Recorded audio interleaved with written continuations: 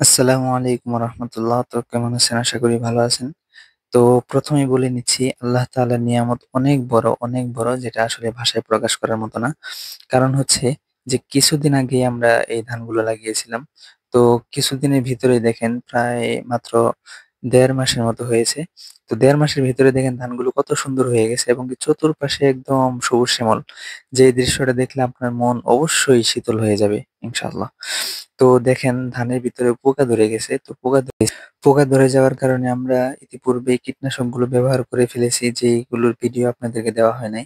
কারণ হচ্ছে যখন কাজ করতে আসি তখন আসলে মূলত ভিডিওটা তেমনভাবে করা হয় না। তো এজন্য আসলে ভিডিওটা দেইনি। তো এরপরে চেষ্টা করব, যখনই আমরা বিষ বা কীটনাশক ব্যবহার করব ধান খেতে বা যেকোনো ক্ষেত্রে, তখনই আপনাদেরকে এই ভিডিওগুলো দেওয়া। এর জন্য মূলত ভিডিওটা দিতে পারিনি। তো এরপরে চেষ্টা করব ভিডিওগুলো ভালোভাবে দেওয়ার জন্য। তো আমি আমাদের যে ক্ষেতগুলো রয়েছে, ধান ক্ষেতগুলো, তো সেগুলো ভালোভাবে দেখছিলাম। আসলে নিচের দিকে বা উপরের দিকে ভালোভাবে দেখতেছিলাম যে পোকাগুলো আছে যে পোকাগুলো কোন, কোন জায়গায় রয়েছে। তো এটা দেখার পরে আমি একটা জিনিস খেয়াল করতে পারলাম। আর যে জিনিসটা আমার কাছে খুবই ভালো লাগে সেটা হচ্ছে বিকেলবেলা যখন আমি ধান ক্ষেতের দিকে আসি, তখন তখন সেই ধানের যে গাছগুলো রয়েছে, সেই গাছগুলোর মাথার ভিতরে একদম ছোট, ছোট কণা, কণা কুয়াশাগুলো পড়ে থাকে। যেগুলো দেখতে খুবই আকর্ষণীয়। আর আল্লাহ তাআলা বলেছেন যে, "তোমরা আমার সৃষ্টির দিকে খেয়াল করো, তাহলে তোমার স্রষ্টাকে খুঁজে পাবে।"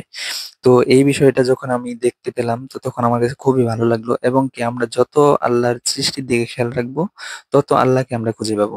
তো এজন্য সকলেই চেষ্টা করবেন এই প্রাকৃতিক দৃশ্যগুলো দেখার জন্য। তো দেখেন চতুর্পাশে একদম সবুজ শ্যামল, খুবই ভালো লাগতেছিল। তো তখন ভাবলাম যে তো আপনারা যে যেখানে যে কাজে ব্যস্ত থাকেন না কেন, যখনই সুযোগ পান তখনই চেষ্টা করবেন গ্রামের দিকে ঘুরতে যাওয়ার জন্য। তো এই ছিল আজকের ভিডিও। তো আমি সবগুলো ক্ষেত দেখে চলে যাচ্ছিলাম বাড়িতে। তো বাড়িতে যাওয়ার আগে দেখতে পেলাম একটা প্রজাপতি। তো সেটাও দেখে চলে গেলাম। তো সকলে ভালো থাকবেন, সুস্থ থাকবেন।